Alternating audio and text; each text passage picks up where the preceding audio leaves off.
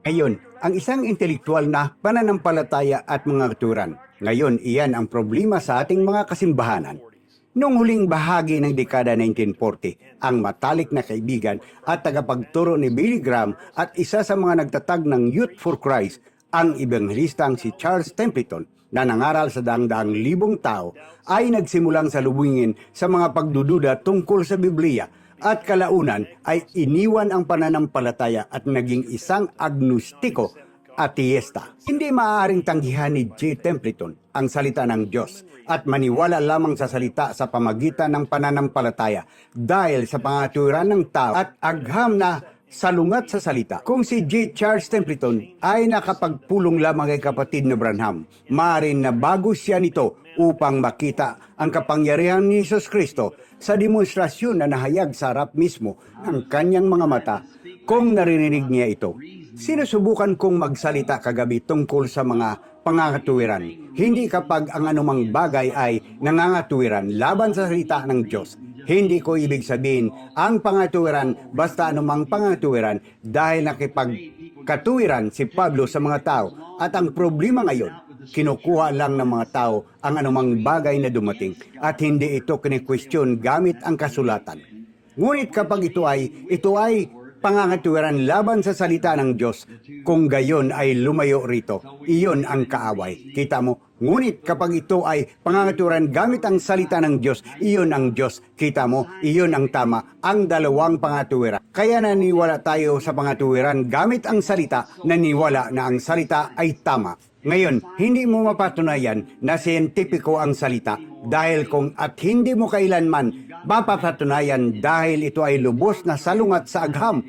Kung ito ay napatunayan ng siyentipiko, kung gayon, hindi na ito pananampalataya. Kita mo, kailangan mong magkaroon ng pananampalataya at ang pananampalataya ay salungat sa siyentipikong pagpapatunay kaya dapat mo itong paniwalaan. Hindi ba patunayan, paniwalaan ito, iyon ang ideya. Lubos akong nagpapasalamat na ang sermon na ito ay hindi lamang tumawid sa akin landas, kundi mahigit 1,200 pang sermon ang tumawid din. Isang walang limitasyong supply ng tubig na buhay mula sa bato. Hindi ko na kailangan patunayan ito, kailangan ko lang ito paniwalaan dahil iyon ang ideya. Hindi ko pa nababasa ng maaga ang sulat ng pagtitipon ng mga agila. Sinusubukan kong tingnan kung tama ito o hindi. Dahil mayroon na akong pananampalataya na lahat ng sinabi ng mensahirong si William Marion Branham sa tape ay katotohanan. Napakasaya ko na si kapatid na Joseph Branham ay labis na na-stimulate ng mga mensahe sa tape, kaya nais niyang hikayatin kayo at ako sa pamagitan ng mga liham na ito bawat linggo na maniwala at umunawa sa pamagitan ng pahayag na ang bawat salitang sinabi ng propeta sa tape ay ganito ang sabi ng Panginoon. Ang bawat bahagi ng nobya ni Jesus Kristo mula sa buong mundo na alam ko ay nararamdaman ang parihong paraan. Magandang umaga, Sabado, Enero 3, 2026.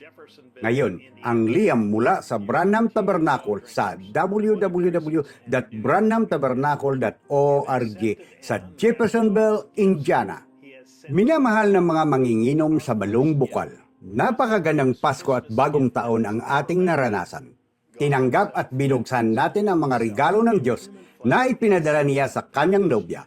Ang ating unang regalo ay ang pinakadakilang regalo ng Pasko na kailanman ay nabalot. Ang Diyos mismo ay binalot ang kanyang sarili sa laman ng tao at ipinadala ang pakiting iyon sa mundo. Ito ang kanyang unang dakilang regalo upang ibalik ang kanyang nobya. Pagkatapos ay nagpadala ang Diyos ng isa pang dakilang pakiti sa kanyang nobya.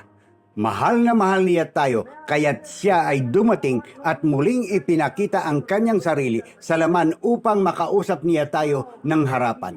Nais niya na ang kanyang sarili at ang kanyang nobya ay maging isa. At ngayon, mga kaibigan, huwag ninyo akong intindihin ng mali. Maaari ko bang sabihin ito nang may paggalang sa aking puso?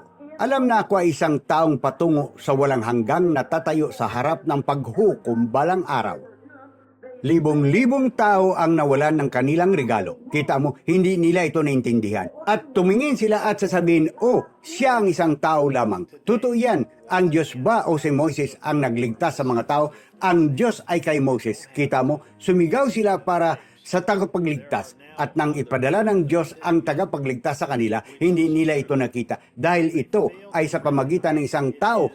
Ngunit hindi iyon ang tao, kundi ang Diyos sa tao. Sa kasalukuyan muli libong-libong tao ang nawalan ng kanilang kaloob at nagsasabing, hindi mo na kailangan makinig sa mga... Mayroon na ngayon ibang mga pinahirang lalaki na totoo, ngunit hindi nila kinikilala ito, ang tanging tinig na pinatunayan ng Diyos na nagsasalita ng ganito ang sabi ng Panginoon sa pamagitan ng taong iyon. Ang tinig na iyon ay ang urim at tunim ng Diyos, ang kanyang absolute para sa ngayon. Kapag nakikinig tayo sa kanyang tinig sa mga tips, tunay tayong umiinom mula sa balon ng Diyos na hindi na ngailangan ng pagbubumba, paghila, pagdugtong o pag-aalis ng tubig. Naniniwala lamang tayo at nananalig sa bawat salita na binibigka. Sa pamamagitan ng pakikinig sa tinig na iyon sa mga tip, ayon mismo kay Isos, mayroon tayong tunay na ebidensya ng banal na espiritu sa ating panahon. Kaya mayroong tunay na ebidensya na banal na espiritu, hindi pa niya ako sinabihan ng anumang mali na ito ang katibayan ng Espiritu Santo ay siyang maaring maniwala sa salita. Maaari mo itong tanggapin. Nagbigay ang Diyos sa atin ng isang bukal na maaari nating inumin bawat minuto ng bawat araw. Ito ay laging sariwa, hindi isang bagay na hindi umaagos. Ito ang kanyang walang ubos sumusuporta sa sarili na bukal. Kailangan mo lang pindutin ang play. Pagdating ng isang regalo mula sa Diyos, maiisip mo ba kung gaano talaga kadakilang regalong ito? Sa pamagitan lamang ng pagpindot sa play at pakikinig sa kanyang tinig sa mga tape, ito lamang ang tanging tinig sa mundo na hindi mo kailangan ng pansala-salaan o anumang bagay. Kailangan mo lang makinig, maniwala at magsabi ng Amen sa bawat salita. Ang Diyos mismo ang naglaan ng ganitong paraan, ang kanyang tanging daan upang makatanggap ng buhay na walang hanggang at mas mahalaga upang maging kanyang nobya. Maaari lamang tayong humiga sa kanyang dibdib at alagaan ang ating lakas mula sa pakikinig sa kanyang bukal, sa kanyang tinig kay El Shaddai na nagsasalita sa kanyang nobya. Naway ang taong ito ang maging taong na siya ay darating para sa atin, ang kanyang minamahal na nobya. Tayo ay nagbabantay at naghihintay ng may malaking pananabik. Anumang araw ngayon ay titingnan natin ang mga taong matagal na nating inaasam na lumitaw. Matatanto natin sa isang iglat ng isang kisap mata, lalabas na tayo rito, tatawagin sa ating hapunan sa kasal. Panginoon, habang nakikita natin ang malaking hapag na kaunat doon para sa hapunang iyon, libong-libong milya ang haba, nakatingin sa isa't isa sa kabilang panig ng hapag, mga veterano na may pilat sa labanan, mga luha ng kagalakan na umaagos sa ating mga pisngi. Ang hari ay lalabas sa kanyang kagandahan, kabanalan, lalakad pababa sa tabi ng hapag at hahawakan ang kanyang sariling mga kamay at pupunasan ang mga luha sa ating mga mata na nagsasabing, huwag ka nang umiyak. Tapos na ang lahat. Pumasok ka sa kagalakan ng Panginoon. Ang mga paghihirap sa daan ay magiging parang wala. Ama, kapag narating na natin ang dulo ng daan. Halika at uminom at uminom at uminom mula sa bukal na inilaan ng Diyos para sa araw na ito. Kasama natin ngayong linggo ng alas 12 ng tanghali, oras sa Jeffersonville. Ito lamang ang lugar kung saan ka maaring lubos na mag-relax at magsabi ng Amen sa bawat salitang naririnig mo. Ito ang kanyang inalaang balon ng artisyal para sa kanyang nobya upang uminom mula rito. Kapatid na Joseph Branham. Minsay 64-0726E, mga sirang balon. Mga kasulatan dapat basahin bago marinig ang mensahe.